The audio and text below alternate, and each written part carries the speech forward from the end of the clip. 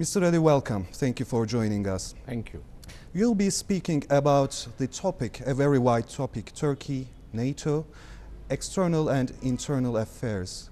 Where do you place Turkey in a recent picture? I think there is a continuity in Turkish politics which shouldn't be underestimated.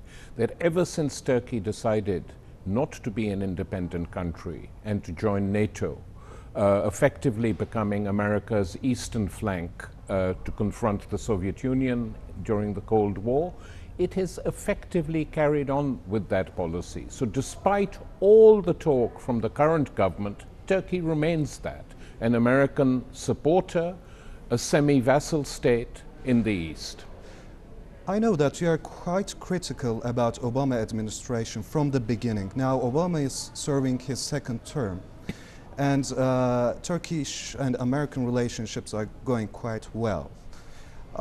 Some people expected a different US foreign policy in the second term. What do you think about that, and how would you evaluate the latest phase of Turkish-American relationship? I think Turkish-American relationships, by and large, have always been close. Despite who's in power, whether it's the military, whether it's the previous Republican governments or conservative governments, whatever governments, and now what Condoleezza Rice introduced to the world, moderate Islam, which is how they describe the Turkish government. So their relations with Turkey have always been close, and Obama carries on imperial policies. He continues in a nicer way, with a smile on his face, the policies of Bush. Bush declares he's very happy with Obama's policies. So that's how the world proceeds. The American empire is very dominant, very strong, and it has a way of making countries do its bidding, sometimes directly, sometimes indirectly. I know that you are also following the war in Syria closely. I mean, it's been 2 years and thousands of people have died. And I also know that you have some reservations about the opposition in Syria, and you were even blamed for acting as Assad's apologist. Well, how do you think this bloodshed would end? What's your recipe for this? Well, my recipe for that today is that the situation has become too ugly to have a negotiated settlement, though I am in favor of one. I think Assad is an intransigent authoritarian who, if he had been more intelligent, would have negotiated with the first opposition that arose in Syria, which was like the first intifada against the Israels waged by the Palestinians, very similar to that. He didn't negotiate with them. That gave outside powers a chance to move in. The Americans have now moved in a Texan American Syrian, very pro-Israeli Republican, who they've appointed the prime minister. So effectively what we are going to see, I think, is a situation which we saw in Libya, which is the Americans will try and plant someone, local groups will remain active, there will be more bloodshed even after Assad. So I see nothing but tragedy lying ahead, and probably the breakup of Syria. So what's your proposition for a solution? My proposition is that the intervention of the outside powers, regional and global, has completely transformed the situation. It is impossible to support American intervention in the region. We've seen what they did in Iraq, we've seen what they did in Libya. Why should that happen in Syria? And even at this last moment, though things are not good, they should push for a negotiated settlement without Assad if necessary, which the Syrian generals offered them and they refused, and say, here, let's try and maintain this state, let's have quick elections to a constituent assembly to draft a new constitution. But they've decided, both sides now have decided for war, so it will end badly for the people, especially. Whoever wins this war, the Syrian people will lose.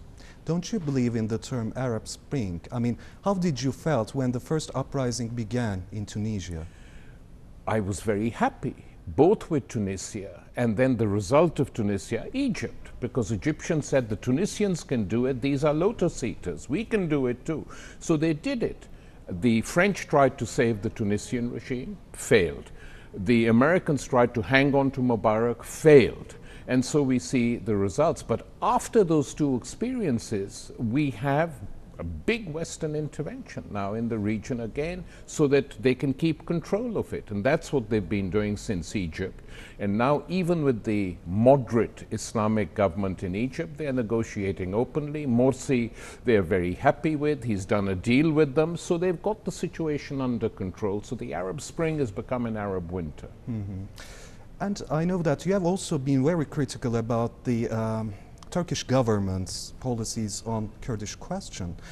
Nowadays we are seeing a different phase. Turkish government has started to talk with the imprisoned leader of PKK, and both parties initiated a peace process. What should be done to establish a sustainable peace process? I think the only permanent basis for peace in Turkey is to recognize the mistakes that have been made in the past, that tens of thousands of people have been killed unnecessarily, to apologize, since apologies seem to be very magnified in Turkish politics these days. Apologize to the Kurds for all the terror that has been visited upon them, and give them regional autonomy, give them full rights as equal citizens, and end these long decades of war oppression. It doesn't benefit anyone, neither the Turkish government nor the Kurdish people. At the same time, I am not in favor of separatism. I have to be honest. I think that the future of the eastern part of Turkey lies within Turkey. We are in Istanbul. 2 to 3 million people, we don't know how many exactly, are Kurdish. They live with their fellow Turks, they work together, sometimes they're married.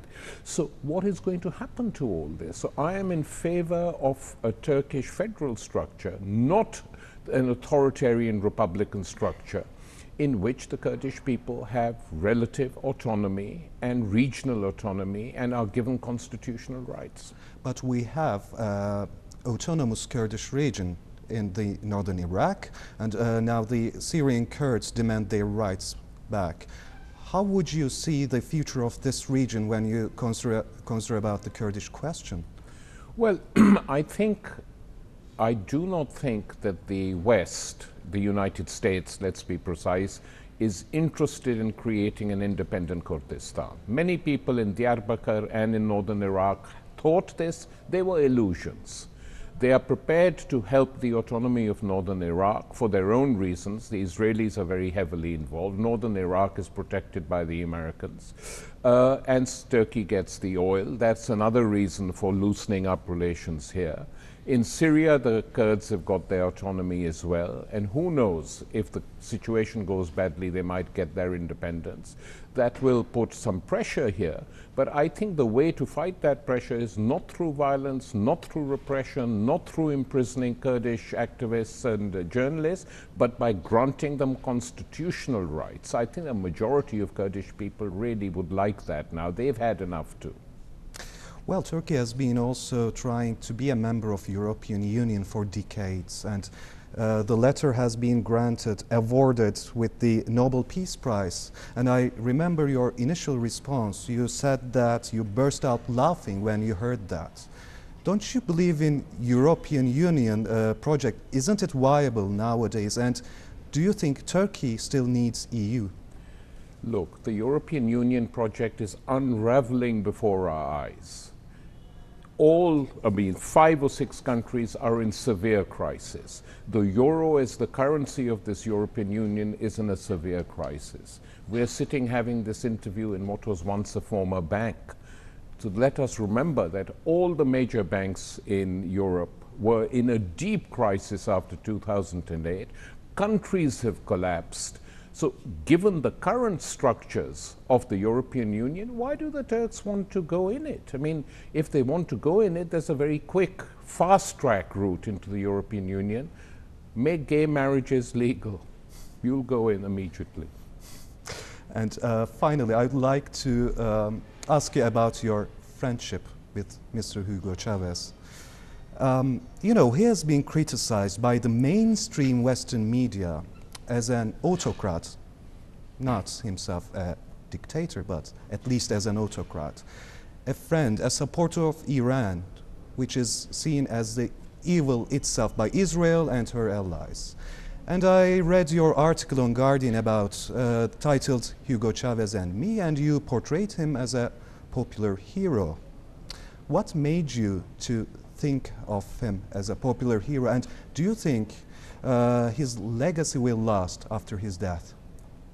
Look, I first met Hugo Chavez in 2003 in Brazil. He asked to see me. He had read some of my books and invited me to Venezuela to see it. There were no restrictions. This is a guy who they call a dictator because he challenges their social and economic policies. He says, let us use the oil wealth of Venezuela to benefit the poor. And he has. That's why they vote for him time and time again. And that is a message that Western governments don't like to hear, that there is an alternative. So they vilified him, but it didn't work. Dictator. 80% of the private television companies, 90% of the private media attacked him non-stop. No Western country permits that, and certainly not Turkey. But no Western country would permit that degree of hostility to a state and a government by the media, wherever you go. So in fact, he was very liberal in his outlook, gave the country a constitution which is probably the most democratic in the world, and started improving conditions of life for the poor. And that is what has given him his prestige. You see now the numbers of people at his funeral. I doubt any Western leader would get a quarter of that number if they died, because the politicians in the West are hated. They are regarded as corrupt. They are regarded as believing in patronage. They are not regarded as serious people. South America changed that. Do you think his legacy will last? I hope his legacy will last. We will see whether Maduro wins the election on the 14th of April. I think he will, and then it will be a challenge. But if Maduro wins with a convincing majority, I think the legacy will be in safe hands. Mr. Ali, thank you very much for joining us. Thank you.